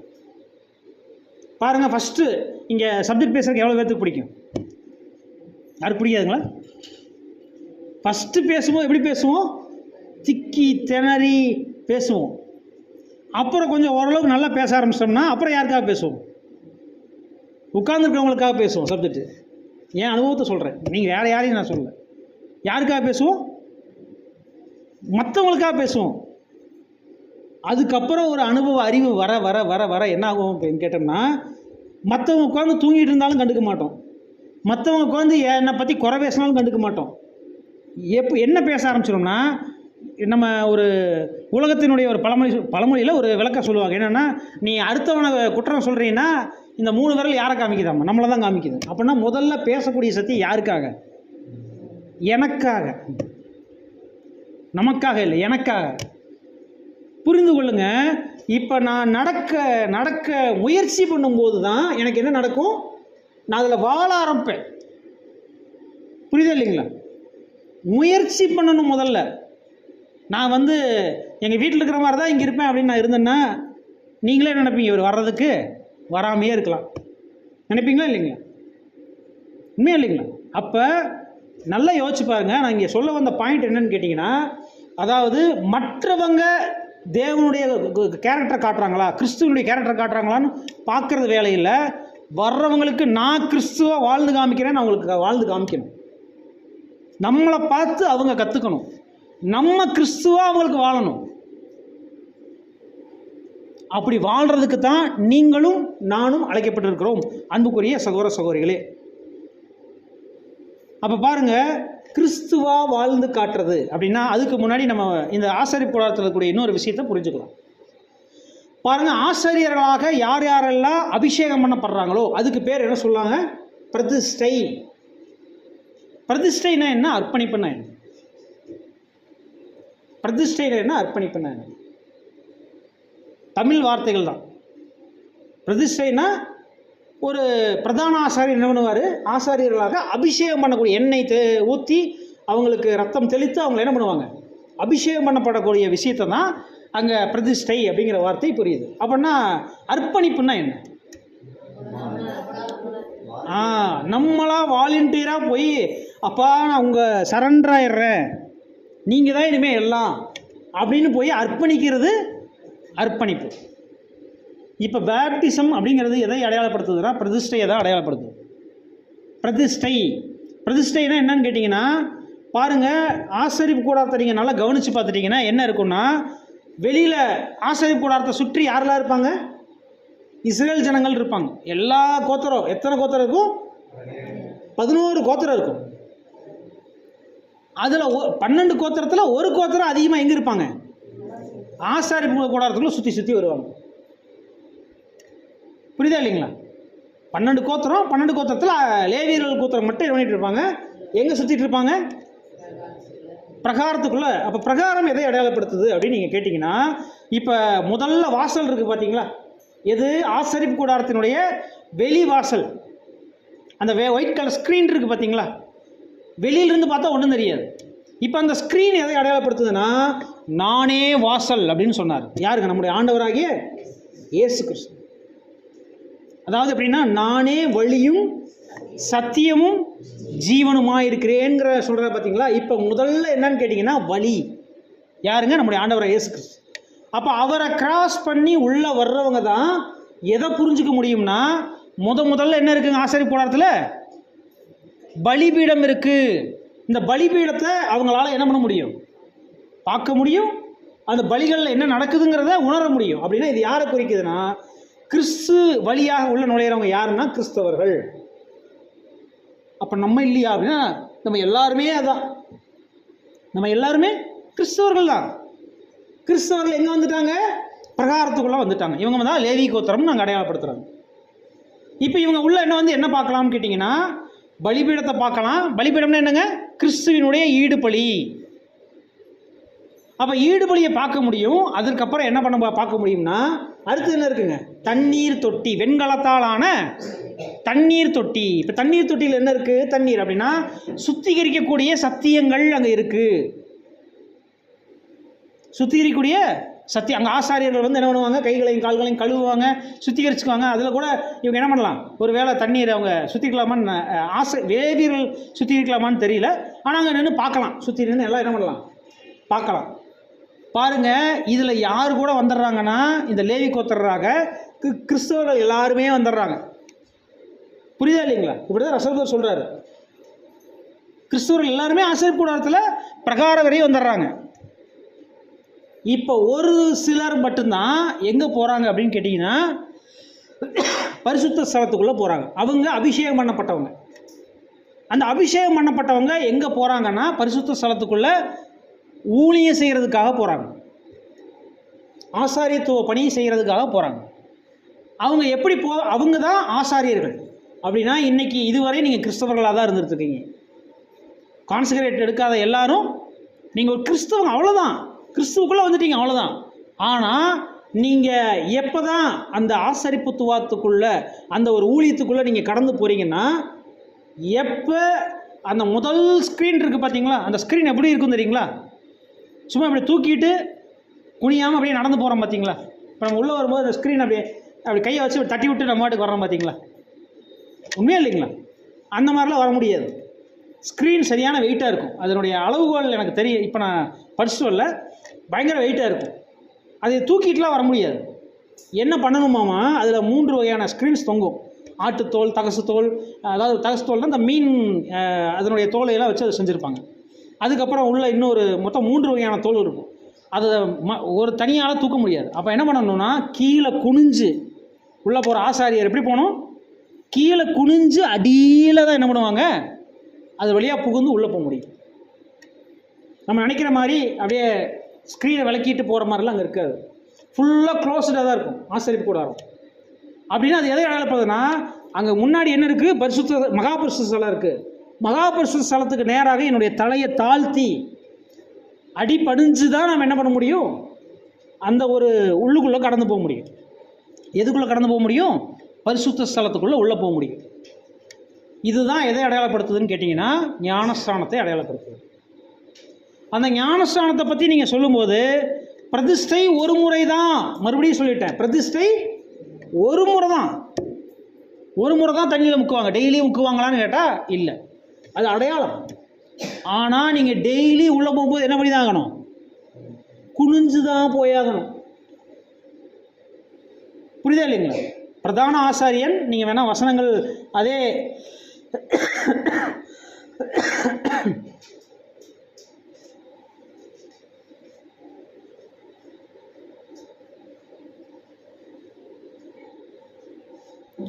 லேவியராகமம் 8ஆம் அதிகாரம் நீங்கள் எடுத்துட்டிங்கன்னா,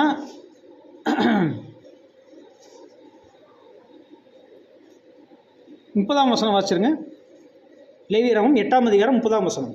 மோசே அபிஷேக தைலத்திலும் பலிபீடத்தின் மேல் இருந்த இரத்தத்திலும் கொஞ்சம் எடுத்து ஆரோன் மேலும் அவன் வஸ்திரங்கள் மேலும் அவன் குமாரர் மேலும் அவர்கள் வஸ்திரங்கள் மேலும் தெளித்து ஆரோனையும் அவன் வஸ்திரங்களையும் அவன் குமாரரையும் அவன் குமாரரின் வஸ்திரங்களையும் பரிசுத்தப்படுத்தினான். பாருங்க, எதையை தெளிக்கிறாருன்னு நல்லா கவனிச்சு பாருங்க. அபிஷேக தைலம். அபிஷேக தைலம்னா என்னங்க? பைபிளில் அபிஷேக தைலம்னா எதை அடையாளப்படுத்துதுன்னா, பரிசுத்த ஆவி. அடுத்தது பலிபீடத்தின் மேல் இருந்த ரத்தம். ரத்தம் எதற்கு அடையாளமாக இருக்குங்க? ரத்தம்னாலே ஜீவனுக்கு அடையாளமாக இருக்கு. அப்போ நல்லா கவனிச்சு பாருங்க, யார் இந்த உடன்படிக்கைக்குள்ளாக வர்றாங்களோ, பிரதிஷ்டைக்குள்ளாக வர்றாங்களோ, அவங்களுக்கு அன்னைக்கு தேவன் எதை வைக்கிறாராமா? பரிசுத்த ஆவியை கொடுக்கிறார். அது மட்டும் இல்லை, ஜீவனை கொடுக்கிறார். அன்புக்குரிய சகோதர சகோதரிகளே, இப்போ தேவனுடைய பார்வையில் நீங்கள் ஜீவன் உள்ளவர்களாக கருதப்படுவீங்க. இப்போ எடுத்துக்காட்டுக்கு தேவன் பார்வையில் கான்சன்ட்ரேட் பண்ணாதவங்களும் எப்படி இருப்பாங்கன்னா, அவர் கண்ணுக்கே தெரிய மாட்டீங்க, பாவிகளாகவும் இன்னும் தேவனுடைய பார்வையில் ஒன்றுமில்லாதவங்களாக தான் இருப்பீங்க. ஆனால் கான்சன்ட்ரேட் பண்ணவங்க எப்படி தெரிவிங்க? கிறிஸ்துவினுடைய வெண் வஸ்திரம் தரித்தவர்களாக, கிறிஸ்துவாக தெரிவிங்க. ஒரு சில அழுக்காக தெரிவாங்க, ஒரு சில அழுக்கெல்லாம் சுத்தமாக தெரிவாங்க. ஓகேங்களா? இப்போ தேவன் யாரை தான் பார்ப்பாருன்னா, உத்து பார்க்கும்போது யாரெல்லாம் கிறிஸ்துவாக தெரிகிறாங்களோ அவங்கள பார்ப்பார். கிறிஸ்துவாக தெரியாமல் வஸ்திர கடை, அதாவது கான்சன்ட்ரேட் பண்ணாத ஜனங்களை அவர் என்ன பண்ணுறது இல்லைங்க, பார்க்கறது இல்லை. புரியுதா இல்லைங்களா? இப்போ கான்சன்ட்ரேட் பண்ணவங்கன்னா அவங்க யாருன்னா கிறிஸ்துவனுடைய குடும்பத்தாருன்னு நம்ம பார்க்குறோம். அப்போ கிறிஸ்துவனுடைய குடும்பத்தாருன்னா அவங்க பிள்ளைகளை பார்ப்பாங்க. பக்கத்து வீட்டுக்காரங்க வந்து உட்காந்துருந்தாங்கன்னா நம்ம எப்படி பார்ப்போம்? இவர் எதுக்கு இங்கே வந்து உட்காந்துருக்கிறாரு நம்ம பார்ப்போமா இல்லைங்களா? இப்போ இந்த மீட்டிங்கில் பக்கத்து வீட்டுக்காரர் வந்து உட்காந்துருந்தா நம்ம எப்படி பார்ப்போம்? அவரை பார்த்து நம்ம சப்ஜெக்ட் பேசுவோமா? அவரை பெருசாக நம்ம எடுத்துக்குவோமா? அந்த மாதிரி தான் தேவனுடைய பார்வையில் கான்சன்ட்ரேட் இல்லாத ஜனங்கள். ஆனால் கான்சன்ட்ரேட் பண்ணப்பட்ட ஜனங்கள் எப்படி பார்ப்பாங்கன்னா, என் பிள்ளைய நான் பார்த்து என்ன பண்ணலாம், பேசலாம். ஏன்னா அவங்களுக்கு தான் நான் இந்த வார்த்தைகள் சொல்கிறேன். கரெக்டாக இல்லைங்களா? அப்போ அவங்கள பார்த்து தான் சத்தியம் சொல்லுவார், உனக்கு தான்ப்பா அப்படின்னு அங்கே தேவன் வந்து அங்கே அவருடைய வார்த்தைகள் உங்களுக்கு கொடுக்குற மாதிரி. அன்புக்குரிய சகோதர சகோதரிகளே, அப்படின்னா மறுபடியும் சொல்கிறோம், இங்கே பிரதிஷ்டை அப்படிங்கிற வார்த்தை ஒரே ஒரு நாள் அங்கே என்ன பண்ணப்படுதுங்க, பரிசுத்த ஆவியும் மற்றும் ஜீவனும் கொடுக்கப்படக்கூடிய அந்த நிகழ்வை அடையாளப்படுத்துது. அதோட முடிஞ்சிருச்சான்னு கேட்டால் இல்லை. இந்த உடன்படிக்கை ஜீவியம்ங்கிறது டெய்லி டெய்லி டெய்லி நீங்கள் என்ன பண்ணணும், ரெனுவல் பண்ணிக்கிட்டே இருக்கணும். ஃபோன் ரீசார்ஜ் பண்ணுறதுன்னா எத்தனை நாளைக்கு உள்ள ரீசார்ஜ் பண்ணுறோம்? 1 மாதத்துக்குள்ளவ, 3 மாதத்துக்குள்ளவ, அதெல்லாம் விஷயம் இல்லை. டெய்லி டெய்லி ரீசார்ஜ் பண்ணணும்.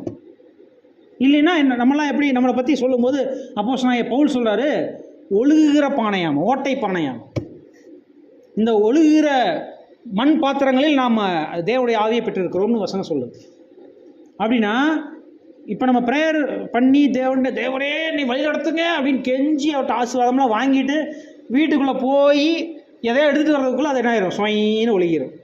அப்புறம் மறந்து போயிடுது இல்லைங்க. கேட்டு பாருங்கள், நீங்கள் வேணால் கான்சன்ட்ரேட் பண்ணவங்ககிட்ட கேட்டு பாருங்கள், போன வாரம் என்ன சப்ஜெக்ட்டுன்னு கேட்டு பாருங்கள்.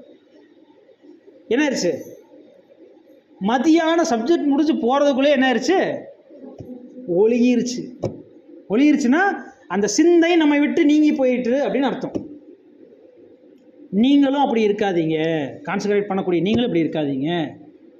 அப்படி இருந்தாலும் நீங்கள் ரெனுவல் பண்ணிக்கிட்டே இருக்கணும். ரெனுவல் பண்ணணும்னா அனுதினமும் அவருடைய ஆவியை பெற்றுக்கொண்டே இருக்கணும். எந்த அளவுக்கு நீங்கள் ஆவி வாங்குறீங்களோ அந்த அளவுக்கு அவருடைய ஆவியினால் நடத்தப்படுவீங்க. அந்த ஆவியால் நடத்தப்படுத்திங்கன்னா ஒரு பரிபூர்ணம் உங்களுக்கு கிடச்சிரும். அந்த பரிபூர்ணத்தினால நீங்கள் என்ன ஆயிடுவீங்க, கிறிஸ்துவினுடைய பூரண புருஷராக நீங்கள் மாறி, நீங்கள் ஒருவேளை யோசிச்சு பாருங்கள், நீங்கள் ஒரு கலெக்டர் ஆகுறீங்கன்னு வச்சுக்கோங்களேன். கலெக்டருக்கு தேவையான தகுதி வந்துருச்சுன்னா உங்களை என்ன பண்ணிடுவாங்க, இன்னும் தகுதி வரலைன்னா இன்னும் கொஞ்ச நாள் நீ இரு, இல்லைன்னா நீ வேறு ஏதாவது டிபார்ட்மெண்ட் போ, துரத்தி விட்டுருவாங்களா இல்லைங்களா? கரெக்டாக இல்லைங்களா? இப்போ தகுதி வந்துருச்சுன்னா உங்களை ஆட்டோமேட்டிக்காக தேவன் என்ன பண்ணிடுவார், போதும்பா வா என் அன்பு குமாரனே அன்பு குமாரத்தையே என்ன பண்ணிடுவாங்க, தேவன் மகிமைக்குள்ளே நம்மளை கூட்டிகிட்டு போயிடுவார். மறுபடியும் சொல்கிறேன், இதுக்கு இன்னொரு பேர் என்னென்னா, நீங்கள் வந்திருக்கிறது எதுக்காக வந்திருக்கிறீங்கன்னா வாழ்கிறதுக்காக வரல, சாவறதுக்காக வந்திருக்கிறீங்க. இந்த பூமிக்கு செத்து, இந்த உலகத்தின் வாழ்க்கைக்கு செத்து. அப்படின்னா இப்போ மற்றவங்கள்லாம் என்ன பண்ணுறாங்க, நல்லா மேக்கப் போட்டு நகையெல்லாம் போட்டு நல்லா அலங்காரம்லாம் பண்ணி, அப்படின்னா இங்கே வசனம் என்ன சொல்லுதுன்னா, புறம்பான அலங்காரங்கள் உங்களுக்கு அலங்காரமாக இருக்கக்கூடாதுன்ட்டார். அப்படின்னா நீங்கள் எதை தான் அலங்காரம் பண்ணணும், உங்கள் புது சிருஷ்டி அலங்காரம் பண்ணணும். ஏன்னா தேவன் உங்கள் புறம்பான அலங்காரத்தை அவர் என்ன பண்ணுறது இல்லை. நீங்கள் புது ட்ரெஸ் போட்டு வந்துருக்கிறீங்களா, பழைய ட்ரெஸ் போட்டு வந்துருக்கிறீங்களா, ஷூ போட்டு வந்துருக்கிறீங்களா, செருப்பு போட்டு வந்துருக்கிறீங்களா, இல்லை நீங்கள் அழுக்கு உடை போட்டு வந்துருக்கிறீங்களா, இல்லை குளிச்சுட்டு புதுசாக போட்டு வந்துருக்கிறீங்களா, அயன் பண்ணிட்டு வந்துருக்கிறீங்களா, இது எல்லாம் தேவன் என்ன பண்ணுறது இல்லை, என்ன பண்ணுறது இல்லைங்க. பார்க்கறது இல்லை, அது மனுஷங்களுடைய பார்வை. ஏன் பிரதர் நல்ல ட்ரெஸ் போட்டு வரல அப்படின்னு தேவன் கேட்பாரா? புரியுதா இல்லைங்களா? அப்படின்னா தேவன் பார்வையில் எதுதான் இருக்குன்னா உங்களுடைய பரிசுத்த மன்னிக்கவும் புது சிருஷ்டி. ஒருவேளை உங்களுக்கு கிளாஸ் எடுத்திருக்கும் போது ஒருவேளை சொல்லியிருப்பார், புது சிருஷ்டிங்கிறது தேவன் கொடுக்கக்கூடிய ஒரு சிந்தை. அந்த சிந்தை உலகத்தின் சிந்தை, உலகத்தின் ஆவி நம்ம உடம்புல இப்படி இருக்குன்னு நம்ம என் தலையில் முக்கால்வாசி இருக்கும், இல்லை முழுசாகவே இருக்கும். இப்போ தேவன் என்ன பண்ணுவார்னா அதை கொஞ்சம் களைச்சி விட்டுட்டு கொஞ்சோண்டு வச்சு விடுவார். என்னது? புதிய சிந்தை. இப்போ நான் நாளுக்கு நாள் என்ன பண்ணணும்னா இந்த பழைய சிந்தையை கொஞ்சம் கொஞ்சமாக குறைச்சி குறைச்சி குறைச்சி குறைச்சி குறைச்சி புதிய சிந்தையை பெருசாக்கிட்டே வரணும். அது புதிய சிந்தை முழுசும் பெருசாகிடுச்சுன்னா நான் என்னவா மாறிடுவேன்? டைரக்டர் பரலோகத்துக்கு ஓகேப்பா நீ செலக்டட், நீ தேவையான தகுதி பெற்றுட்டேன்னு தூக்கிடுவார். எனக்கு இன்னும் முழுசாக அங்கே கம்ப்ளீட் ஆகலை. அதனால தான் நான் இன்னும் பழைய சிந்தை புதிய சிந்தை இருக்கிறதுனால தான் நான் இன்னும் மகிமைக்குள்ளே போகலை. அன்புக்குரிய சகோதர சகோதரர்களே, அப்போ நல்லா கவனிச்சுக்குங்க. இந்த பழைய சிந்தையை கொஞ்சம் கொஞ்சமாக குறைச்சி புதிய சிந்தை வரணும்னா அனுதினமும் இந்த புதிய சிருஷ்டி அப்படின்னு சொல்லக்கூடிய சிந்தைக்கு சாப்பாடு போடணும். அது என்ன சாப்பிடும் தெரியுங்களா? பரிசுத்த ஆவி தான், வசனம் தான், வசனம் தான். அந்த வசனத்தை நீங்கள் டெய்லி போட்டால் தான் புதிய சிந்தை வளரும். ஒருவேளை நீங்கள் உணவு கொடுக்கலைன்னா புதிய சிந்தை சுருங்கிரும், பழைய சிந்தை பெருசாகவே இருக்கும். நம்மளும் தேவனுடைய பார்வையில் தகுதி அற்றவர்களாகவே காணப்படுவோம். அன்புக்குரிய சகோதர சகோதரிகளே, அப்போ பாருங்கள், பிரதிஷ்டை வேறு, அர்ப்பணிப்பு வேறு. அந்த அர்ப்பணிப்பை நீங்கள் என்ன பண்ணணும்? அனுதினமும் செய்யணும். அனுதினம்னா டெய்லி காலையில் எழுந்திரிச்சு உட்காந்து நம்ம முதலே ப்ரேயர் பண்ணுவோம், இனிமேல் ப்ரேயர் குறைஞ்சி போயிடும். அப்படி இருக்கக்கூடாது. இன்னும் தான் ஜாஸ்தியாக ப்ரேயரை அதிகப்படணும். தேவனே உங்கள் பிள்ளையை நான் மாறிட்டேன், எனக்கு நான் இன்னைக்கு என்ன செய்யணும்னு நீங்கள் எனக்கு கற்றுக் கொடுங்க. பாருங்கள், இயேசு கிறிஸ்து எப்படிப்பட்டவருங்க? பாவமே இல்லாதவர், சுத்தமானவர், தேவனால் அங்கீகரிக்கப்பட்டவர், அவருடைய குமாரன். இருந்தாலும் டெய்லி நைட்டு எல்லோரும் தூங்கினதுக்கப்புறம் அவர் மட்டும் தனியாக போய் ஜெபம் பண்ணிகிட்டு இருப்பார். நான் என்னப்பா பண்ணணும், நாளைக்கு நான் என்ன பண்ணேன், எனக்கு தேவையான கிருபை கொடுங்க, உங்கள் இறக்கம் கொடுங்க, எனக்கு சொல்லிக் கொடுங்க. அவர் போய் டெய்லியும் போய் நைட்டு போய் என்ன பண்ணுவாருங்க? அவர் தூங்கினதா வசனம் எங்கேயாவது இருக்குதா? இருக்குது. போட்டில் கொஞ்ச நேரம் தூங்கி இருக்கிறாரு. எல்லாரும் முழிச்சிருக்கும்போது அவர் தூங்குவார், எல்லாரும் தூங்கும்போது அவர் போய் ப்ரேயர் பண்ணிகிட்டு இருப்பார். வசனம் பார்த்தீங்கன்னா எல்லா வசனமும் பைபிளில் பாருங்கள், எல்லாரும் தூங்கும்போது அவர் முழிச்சிட்டு இருப்பார். அன்புக்குரிய சகோதர சகோதரிகளே, அப்படின்னா நம்முடைய கான்சக்ரேஷன் லைஃப் எப்படி இருக்கணும் அப்படின்னு நீங்கள் யோசிச்சு பாருங்கள். இப்போ நீங்கள் அனுதினமும் அந்த அர்ப்பணிப்புக்குள்ளே வந்தால் தான் நீங்கள் போய் உள்ளுக்குள்ளே போய் நீங்கள் ஆசரிப்பு கூடாரம்னு சொன்னால் பரிசுத்த ஸ்தலத்துக்குள்ளே இப்போ தான் நீங்கள் என்ன பண்ண முடியும்? திரிய தூண்டி விடவும் அந்த 6 அப்பங்களை சாப்பிடவும் முடியும். திடமான ஆகாரங்களை வெளியில் எப்படி இருந்துச்சு? தண்ணியான ஆகாரம். ஆனால் இங்கே என்ன இருக்குங்க? திடமான ஆகாரத்தை எங்கே தான், யார் தான் சாப்பிட முடியும்? பரிசுத்த ஸ்தலத்துக்குள்ளே இருக்கிறவங்க மட்டும்தான் சாப்பிட முடியும். அப்போ அப்படி சாப்பிட்றவங்கள தான் தேவன் என்ன பண்ணுறாருன்னா, ஓ நீ உள்ளே வந்துட்டியா, என்ன வேலை பார்க்குற அப்படின்னு இப்போ தான் தேவன் என்ன பண்ணுவாருங்க? நம்மளை கன்சிடரே பண்ணுவார். அன்புக்குரிய சகோதர சகோதரி, நம்மளை தேவன் பார்க்க உற்று நோக்கவே ஆரம்பிப்பார். இப்போ தான் பிரதான ஆசாரியனுடைய கண்ட்ரோலுக்குள்ளே வந்திருக்கிறீங்க. இப்போ பிரதான ஆசாரியன் சொல்கிறத நீங்கள் ஒழுங்காக செய்கிறீங்களா, இல்லை நின்று வேடிக்கை? சிலர்கள் இப்படி உள்ளே வந்து நின்று வேடிக்கை விட்டுருப்பாங்க தெரியுங்களா? கவனிச்சிருக்கீங்களா? நம்ம ஒரு வேளை ஆலயத்தை சுத்திகரிக்கிறோம் இல்லை வீட்டை சுத்திகரிக்கிறோம்னா நம்ம குடும்பத்திலே யாராவது இப்படி வேடிக்கை பார்த்துட்டே நின்றுருப்பாங்க. புரியுது இல்லைங்களா? அப்போ என்ன ஆகும்? தேவனுக்கு கோவம் வருமா வராதுங்களா? பிரதான ஆசாரியன் கோவம் வருமா வராதுங்களா? வந்த வேலை எதுக்கு? சுத்திகரிக்கிறதுக்கு, அல்லது உள்ளுக்குள்ளே பிரதான ஆசாரியன் சொல்கிற வேலையை செய்யறதுக்கு. ஆனால் நீ என்ன பண்ணிகிட்டு இருக்கிற? கை கட்டி வேடிக்கை பார்த்துட்டு இருந்தா ஒரு வேளை தேவன் என்ன பண்ணுவாருங்க? ரிஜெக்ட் பண்ணாலும் பண்ணிடுவார். அன்புக்குரிய சகோதர சகோதரி, வந்த வேலையை செய்யணும். பிரதான ஆசிரியனுக்கு கீழ்ப்படிஞ்சு அவர் சொல்கிற வேலையை செய்ய. நீ போய் ஆட்டை போய் வெட்டிட்டு வான்னு சொன்னால் வெட்டிட்டு வரணும். நீ போய் அந்த ஆட்டை வாங்கிட்டு வரணும். இல்லை ஜனங்களுக்கு போய் இப்படி பண்ணக்கூடாதுன்னு நீ சொல்லணும்னா சொல்லிட்டு வரணும். பிரதான ஆசிரியன் சொல்கிற வேலையை மட்டும்தான் செய்யணுமே ஒழிய, பிரதான ஆசிரியன் நீங்கள் அமைதியாக இருங்க, நான் என் வேலையை பார்க்குறேன் அப்படின்னு நம்ம என்ன பண்ண முடியாது. ஏன்னா அந்த ஸ்தலமே யாருடைய கண்ட்ரோல்? அவர் தான் அங்கே தலைவர், பிரதான ஆசாரியன். தேவன்கிட்ட இருந்து அவர் தான் ஊரின் தும்மி மூலம் என்ன பண்ணுவாருங்க? எஸ் நோ அப்படின்னு சொல்லி அந்த பதில்களை வாங்கி கொடுக்கக்கூடிய அளவுக்கு பவர் அங்கே யாருக்கு தான் இருக்குன்னா பிரதான ஆசாரியன் தான் இருக்கும். அந்த இடத்துல போய் நம்ம அவரை மிரட்ட முடியாது. அவர் பேச்சை கேட்டுட்டு சத்தமில்லாமல் அவர் சொல்கிற வேலையை செஞ்சுட்டு வர்றது தான் அங்கே ஆசாரியருடைய வேலை. சாப்பிட சொன்னால் சாப்பிடணும், விளக்க தூண்டி விடுறதுனா தூண்டி விடணும், அவர் சொல்ல ஒரு வேளை காளையை பலி செலுத்தினா பலி செலுத்தணும். இதுதான் அங்கே ஆசாரியருடைய வேலை. அன்புக்குரிய சகோதர சகோதரிகளே, அப்படித்தான் இப்போ நம்ம இந்த பாடத்தில் பார்க்குறோம். கிறிஸ்து நமக்கு இன்றைக்கி பிரதான ஆசாரியனாக இருந்து நம்மளை வழி நடத்துகிறார். அதில் நம்ம எல்லோரும் எப்படிப்பட்டவங்களாக இருக்கிறோம்னு கேட்டோம்னா அதில் ஒரு அங்கமாக தான் இருக்கும். இந்த ஒரு அங்கமாக மாறுறதுக்கு தான் இந்த ஒரு உடன்படிக்கை, பிரதிஷ்டை, இது நம்மளுக்கு இன்றைக்கி என்ன பண்ணுதுங்க, உதவி செய்கிறது அப்படிங்கிறத இன்றைக்கி நம்ம பார்க்குறோம். அன்புக்குரிய சகோதர சகோதரர்களே, அப்போ நம்ம புரிஞ்சிருக்கும்னு நினைக்கிறோம். உடன்படிக்கை அப்படின்னு சொன்னால் ஞான ஸ்நானம் அப்படின்னா என்னென்னா, ஞானம் பெற்றுக்கொண்டு அதில் மூழ்குதல். ஞானம் பெற்றுக்கொண்டு அதில் மூழ்கிறது தான் அங்கே ஞான ஸ்நானம்னு சொல்கிறோம். என்ன ஞானம் அப்படின்னா, தேவன் கொடுக்குற அவருடைய தேவனை பற்றின அறிவு, தேவனை திட்டங்கள் பற்றியதான அறிவு, அவருடைய குமாரனை பற்றின அறிவு, இந்த அறிவு எல்லாம் பெற்றுக்கொள்கிறது தான் அங்கே ஞானம் அப்படின்னு அங்கே சொல்லப்படுது.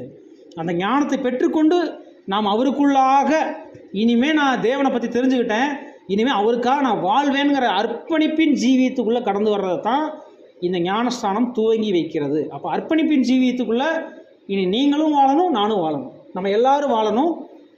நான் வாழ்கிறது மட்டும் இல்லை, மற்றவங்களையும் கையிலாக கொடுத்து அவங்களையும் கூட்டிகிட்டு போகணும் அப்படிங்கிறது தான் இந்த ஒரு ஞானஸ்தானத்துடைய முக்கிய நோக்கமாக இருக்குது. ஆனால் ஒரு கண்டிஷன், ஓட்டம் தனிப்பட்ட ஓட்டம். ஓட்டம் எப்படிப்பட்டது? புருஷனுக்காக மனைவியோ இல்லை அப்பாவுக்காக பிள்ளையோ கிடையாது, தனிப்பட்ட ஓட்டம். இந்த ஓட்டத்தில் எல்லாருமே என்ன பண்ணிகிட்டு இருக்கிறாங்க, ஓடிக்கிட்டே தான் இருக்கிறாங்க. ஓட்டத்தை ஜெயிக்கிறது பார்த்தீங்கன்னா, அதுலேயும் இன்னொரு பாடத்தில் சொல்லுவாங்க, நீங்கள் எதை பார்த்து ஓடணும்னா லக்கை பார்த்து ஓடணுமே ஒழிய பரிசை பார்த்து ஓடக்கூடாது. யாரை பார்த்து ஓடக்கூடாது? பரிசு வச்சுருக்காங்கன்னா பரிசை பார்த்து ஓடிட்டு இருந்தோம்னா லக்கு வேற பக்கம் ஓடிட்டு இருக்கும். லக்கை அடைஞ்சால் தான் பரிசு கிடைக்கும், பரிசு அடைஞ்சால் லக்கு கிடைக்காது. அன்புக்குரிய சகோதர சகோதரர்களே, அப்படின்னா இந்த ஞானஸ்தான வாழ்க்கை அப்படிங்கிறது தேவனோடு செய்து கொள்கிற ஒரு நல் மனசாட்சியின் உடன்படிக்கை. அந்த உடன்படிக்கையை கை கொள்ளணும்னா நம்ம மறுபடியும் அந்த 3 பாயிண்ட்டை சொல்லி இந்த பாடத்தை முடிக்கலாம். என்னன்னு கேட்டோம்னா, அந்த வாக்களிக்கப்பட்ட தேவனுடைய வாக்களிக்கப்பட்ட அந்த பரிசுக்காக வாஞ்சையோடு காத்திருக்கணும். 2வது விஷயம், நம்முடைய எதிர்பார்ப்புக்காக தேவனையே எப்போதும் நம்பி இருக்கணும். அவர் கொடுத்தா தான் சம்பளம். நான் வேலைக்கு போனாலும் சம்பளம் இல்லை, நான் இன்றைக்கி உடம்பு முடியல, நான் வேலைக்கு போக முடியுமா? அப்போ அவர் அனுமதிச்சாதான் என்னால் எந்த வேலையுமே செய்ய முடியும். 3வது விஷயம், அந்த தேவனோடு செய்து கொண்டுள்ள நல் மனசாட்சியின் உடன்படிக்கை, அந்த வாக்குத்தத்தங்களை சரியாக புரிந்து கொண்டு அதற்காக காத்திருக்கணும் அப்படிங்கிறது தான் இந்த பாடத்தில் நம்ம பார்க்குறோம். பொறுமையாக கேட்டுக்கொண்டு உங்கள் யாவரையும் தேவன் தாமே ஆசீர்வதிப்பாராக. ஆமென்.